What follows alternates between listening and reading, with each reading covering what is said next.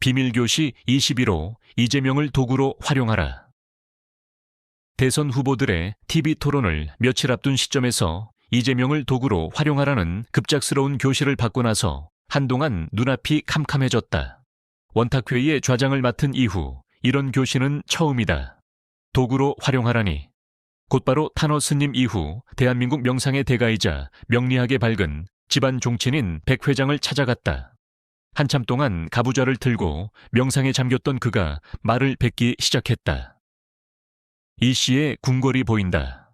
갑자기 궁궐벽에서 파이프가 툭 붉어지더니 액체 오물을 가득 토해내고 파이프는 벽 안으로 들어가 버린다. 액체 성분 때문이었는지 대리석 기둥이 좌측 옆으로 나뒹굴어 궁궐이 무너져 내린다. 김씨 집 치렁치렁한 나뭇가지에 빨간 열매가 무수히 열려 있다. 많은 사람들이 손을 들어 환호하고 있었으며 중앙에서 빛이 나와 비추고 있다. 군중이 두 갈래로 나뉘어 손을 흔들고 환영하니 중앙 길게도 빛이 강하게 비춘다. 위원장 동무의 해안이 무섭다. 우리가 파악한 판세는 대략 이러했다. 한덕수가 그의 꽃길 같은 인생의 여정에서 마지막 단 한 번 윤석열까지 껴안고 가는 험난한 정의의 길을 택했더라면 그의 파괴력은 막강했을 것이다. 김문수도 그의 성격상 한덕수에게 양보하고 후위를 도모했을 것이다. 그렇지만 그는 떳떳지 못했다. 권영세와 권성동의 꼬드김에 안일한 불의의 길을 택한 게 결정적 실수였다. 거기에 비해 김문수의 대처 능력은 탁월했다. 그뿐만 아니라 숨겨진 과거에 그가 부활함으로써 한덕수는 스스로 무너져 내렸고 그동안 개딸들에게 비호받았던 이재명까지 그의 숱한 악행과 비교되므로 김문수는 상승의 기운을 타게 되었다. 설령 이준석과의 단일화가 안 되더라도 그것은 그리 큰 문제가 안 된다. 바보 같은 평론가들이 이준석이 종래에는 선거 비용을 충당할 수 없어 낙선할 것이 분명함에도 끝까지 완주하는 것은 그가 택할 길은 아니며 하버드의 이준석이 배신자라는 소리까지 감내하면서 장래 정치적 매장을 자초하지는 않을 것이라고 예측하고 있지만 그건 정치공학의 기초도 모르는 순진한 생각이다. 유승민의 아바타인 이준석은 선거 비용은 전혀 걱정하지 않는다. 죽은 장제원으로부터 200억 원을 갈취한 유승민이 뒤에서 든든히 받쳐주고 있기 때문이다. 배신자 소리도 순진한 옛 얘기다. 김영삼, 김대중, 김종필을 비롯해 그 숱한 정치꾼 중에 배신을 안 한 사람이 과연 몇이나 된단 말인가. 배신할 기회만 주어진다면 배신은 동물 세계에서 생존을 위한 자연스러운 선택일 뿐이다. 부정선거 방지 팻말을 목에 건 황교안의 표는 무시해도 될 터이고 비밀이 보장된 투표장에서 김문수의 거센 돌풍은 사표 시피아오가 안 되려는 이준석의 지지자들마저 마음을 돌리게 할 가능성이 크다. 국제선거감시단도 만만치 않다. 중국과의 딜을 위해 숨겨놓은 변덕스러운 트럼프의 카드키가 부정선거 내막을 어떻게 작동하여 까발릴지 모르기 때문이다. 어차피 김문수가 패를 쥔 운세인이 오히려 그를 옹립해서 좌파 참극은 막아야 한다. 당초 세웠던 선거 개입 계획을 대폭 수정했다. 대선 후 단순한 정치 보복이 아닌 내란 종식과 국가기강 회복을 정의 실현 명분으로 이재명 후보가 발표하게 해 전 정권에 대한 정치적 숙청, 사법적 보복의 성격을 강력하게 시사함으로써 인민들이 겁을 먹고 이재명을 피하게 하는 전략이다. 이재명에게도 교시를 알렸음은 물론이다.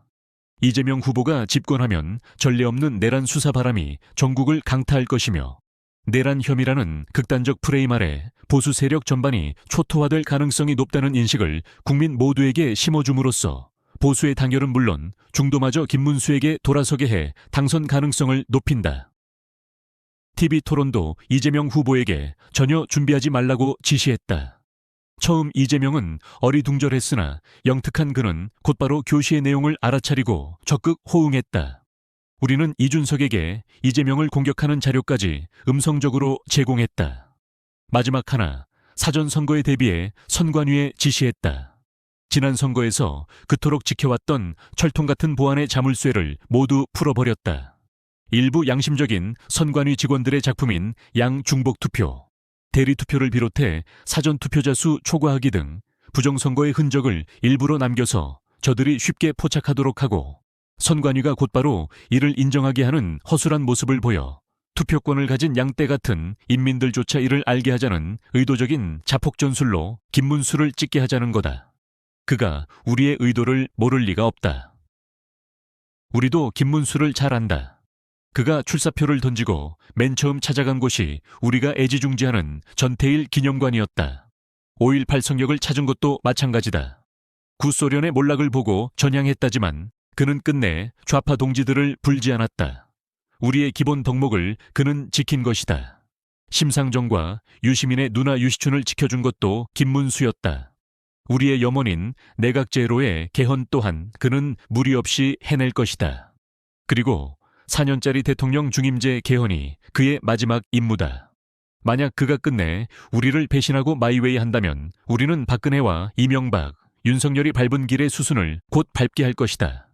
그것을 김문수는 너무나 잘하니 윤석열이 문재인을 지켜준 것처럼 김문수도 이재명을 지켜줄 것이다. 60여 명 경호원의 국가 비호 아래 50년 감옥살이 대신 1조 원이 좋게 넘는 풍요한 재산으로 호사스러운 여생을 담보해 줄 것이다. 민주당과 개딸들만으로 수십 개에 달하는 범죄 혐의를 끝까지 방탄하다가는 좌파 전체가 몰락할 것임을 비밀교시는 간파했고 우리는 곧장 받아들였다. 그래도 이재명이 선택된다면 그건 무엇이든 찢어도 된다는 우매한 인민의 바람이자 무너진 궁궐을 다시 세우고 빨간 열매의 씨를 말리려는 원대한 하늘의 뜻이려니 겸허히 받아들일 뿐이다. 2025년 6월 선거일 이틀 전 위대한 위원장 동무만세, 만만세. 이호근 방송. 구독, 좋아요는 좋은 방송을 만드는 데 큰 힘이 됩니다. 감사합니다.